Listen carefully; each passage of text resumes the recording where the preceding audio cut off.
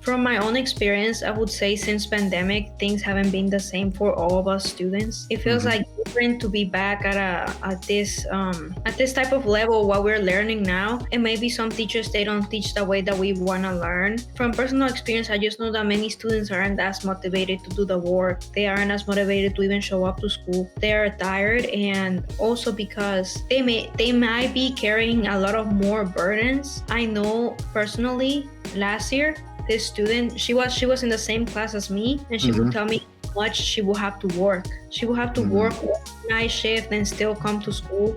And currently, the student has to be in continuation school because the schedule of school wasn't as flexible. She was very dependent on herself. She here in the United States by herself. She comes from the same country as I do, so El Salvador. It is very complicated for students that have to work a lot because they're self-dependent in order to be Mhm. able to afford basic necessities. Of course, they can't pay that much attention to school, having to do all of this at the same time.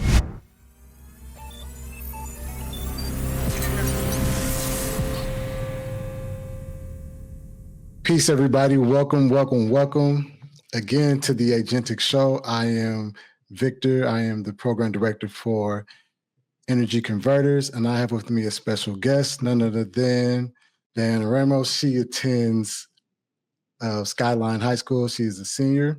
How are you doing today? I'm doing great. What about yourself? I'm doing all right. I cannot complain. So, for those of you that don't know, some of our students create blogs in regards to sharing the research that they've done throughout the year. And Diana has did about 3 blogs. Is this your third one, correct? Yes, that's correct. Okay, she's done 3 blogs, and each one has gotten better and better. So today on the show, we're going to talk about the blog post that she created. I'm excited to talk to her. She has some very strong opinions and thoughts, and we definitely want to get to those. But before we get to those, I just want to give you the opportunity to share a little bit about yourself. Let the folks know who you are, where you're from, anything you think they should know about you. Yes. So my name is Diana Ramos, and I am a student at Skyline High School.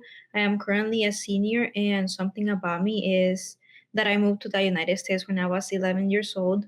I am originally from El Salvador. Oh, nice. How have you been liking? How was that transition? How was that transition coming from El Salvador to America, particularly Oakland? Yeah, it was very different, but then as I started going, everything went pretty smoothly, and I started to know how things work here, the education system and whatnot, and it's quite different from how it is from compared to El Salvador. Hmm. How did you, when you got here, did you know English, or was that like you learned English when you got here? I learned English when I got here. I did not know any English at all. Oh, wow. How was that? How was that experience being like English being your second language? Well, it was very difficult at the start. I didn't have anyone that could translate for me. I only had Mm. a English support class, but I felt like that class they wouldn't teach us as much. And since new students kept coming in, I felt like they would teach the same levels of English, and I Mm-hmm. couldn't move where I was. So I just decided to be self advocate, and I started learning English on my own separately. And that's how I left the program in like a year, and I was able to Mm. take classes from there.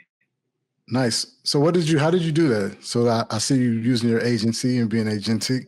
How did you do that? Like what was it like learning? Like how did you do it by yourself, if that makes sense? Like kind of share with us a little bit how you took it upon yourself to learn English. Because if I wish I could do that and just learn a new language, say I'm gonna take it upon myself. I'm not saying I couldn't, but I feel like that's a difficult thing to do, especially as an 11-year-old. Yeah, so I just started listening, paying more attention to what the teachers would say, the way they would say it, and I would also watch TV shows at home with subtitles. I would take notes on what it was being said, and also I would really practice by reading a lot. And whenever I didn't know what a word meant, I would look it up and I will listen how it sounds and pronounce it myself. And to this day, I still do that. I read so many different things and I always learn new words and I just start incorporating them into my vocabulary. Mm, nice. Congratulations on that. I think Thank one you. like I'm interested in learning new languages. I think like being a little older, it might be a little more difficult, but I might try to take your advice and start reading things with subtitles and trying to actually read some things. Cause I do want to learn Spanish, you know, being from Oakland, it's a lot of Spanish speaking folks there. And so Yes. I think learning Spanish would be very beneficial. Sometimes I feel like it's hard, but you're giving me the motivation to want to try it.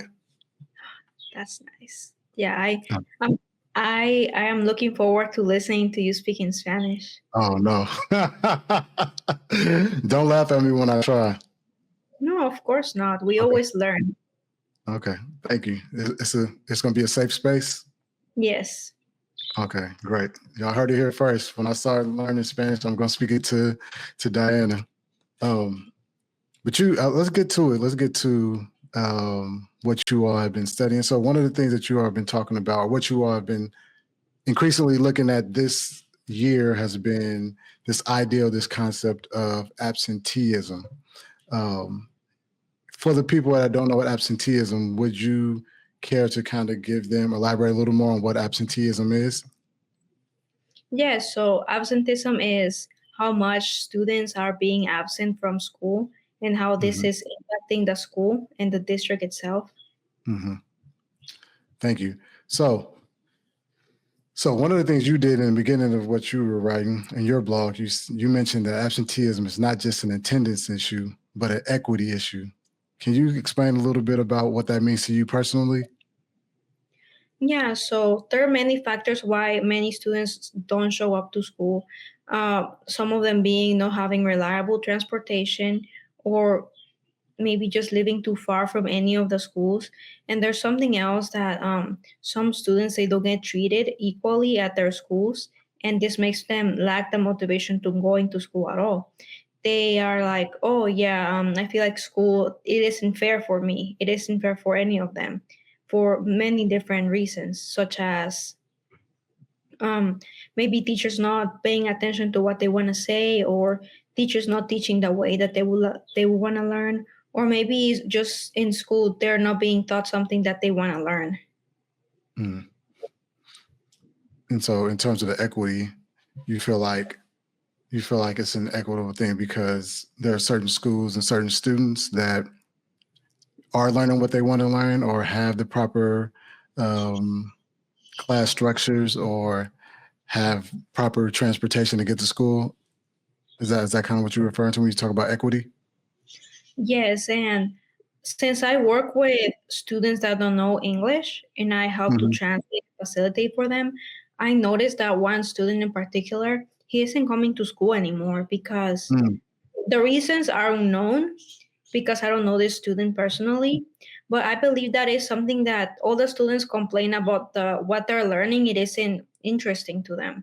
Sometimes they feel like being coming to school is a burden because maybe the way the teacher that teaches everything, maybe they don't learn that way, and maybe they Hmm. will learn another way, and they just decide to give up. Mm. Now, that's very interesting. So students aren't feeling like motivated to go to school for various reasons, maybe because the way the teacher is teaching isn't effective for their way of learning. Yes, And do you think how many students have you estimated were in your classes or in your classes? Like the number of students? that are absent. No, just that are part of your class. For each class that you go into, how many students on average, how many students you would say are in each class? I would say probably around 20 each class, or a little bit more. Yeah. Do you do you find it, from what you see, do you find it difficult for the teachers to teach or pay attention to all 20 students? Yes, that is an issue as well. That's why I'm part of that internship that I'm able to translate for the students, because there is already someone else that facilitates there, and that teacher also, but they always Mhm. need that extra help because there are a lot of students and there's like so much going on, and there are many different things that they don't understand. They're not at the same level. Mm. And that can be difficult, right? So having all the different students being at different points, like different levels in regards to the material that you're learning, it can be Yes. difficult when you're trying to, progress class, but you have to work with students who may not be grasping it. I can see that being like difficult, very difficult actually, for a teacher and for students. Yeah. So, in your opinion, why do you think that absenteeism has gotten as worse as it's gotten, particularly over like the past couple of years? Well, from my own experience, I would say since pandemic, things haven't been the same for all of us students. It feels Hmm. like different to be back at this type of level what we're learning now. And maybe some teachers they don't teach the way that we want to learn. And from personal experience, I just know that many students aren't as motivated to do the work. They aren't as motivated to even show up to school. They're tired, and also because they might be carrying a lot of more burdens. I know personally last year this student she was in the same class as me, and she would Hmm. tell me how much she will have to work. She will have to Hmm. work night shift and still come to school. And currently, this student has to be in continuation school because the schedule of school wasn't as flexible. She was very dependent on herself. Hmm. She is here in the United States by herself. She comes from the same country as I do, so El Salvador. She would always do her best to learn. She would always ask for help, but then I feel like that still wasn't enough because she still wasn't to continuation school, and I really hope that she's doing well there. It is very complicated for students that have to work a lot because they're self-dependent in order to be Hmm. able to afford basic necessities. Of course, they can't pay that much attention to school having to do all of this at the same time. Yeah, I can only imagine. That definitely seems like a difficult thing to be able to do, especially being in high school and teaching. I mean, not teaching, but working and going to school. That is a Yes. lot. That is a lot. And I can see that definitely contributing to reasons why folks aren't going to school. And that's a part of like the inequity that you kind of referred to earlier, right? Where students, a lot of students don't have to, work, but there are specific groups of students in specific areas who have to work as well as go to school. And how would you fare against other students who can focus most of the majority of their focus is on school and not having to worry about working or outside factors? They can just go to school. It might be a little more challenging for you to compete with a student who has to work, who has to, feed themselves, provide for themselves, and still have to go to school. Yes, that is correct. Mm. So you did also reference in your blog something that your school is doing. So can you tell us a little bit more about Titan Points, that program that you have at your school, and has it worked for you personally, and how like have some of your peers responded to it? Yes, so in my school, Skyline High School, we have vending machines and we have this thing called Titan Points. Whenever we show up in class on time and we are in absent or anything, we get 5 Titan Points in our ID cards, and those points can be exchanged at the vending machines. The vending machines are located in a youth center, but also in the office. I know in the Mhm. youth center they have snacks, different types of snack, cookies, chips, juices. But then in the office we have the bigger vending machine, and Mhm. there are cards there that you can exchange for a yearbook, hoodies, shirts, chargers, and I believe that is very much it. But I have seen some students roaming around the vending machines, and they're like, hey, we just have to be in class early and on time. We aren't missing any classes. We'll be able to get this amount of Titan points to be able to get a yearbook at the end of the year. So I've Mhm. seen that many students, they seem like interested by this, but I feel like although it has changed a little, I feel like many students, they are like um some of them are not like really trying, but some Mhm. others are trying their best to like be on class on time to get all of this, because the yearbooks are like, I forget the price, but it's around like 60, and sometimes it goes up as the weeks go by. Uh-huh. So some of them can get a discount. Personally, I only have 4 classes, so my Titan points are lower compared to a student with a full schedule. But there are also something that the person in charge said. You could also get a certain amount of title points by winning an award from a teacher. So just being able to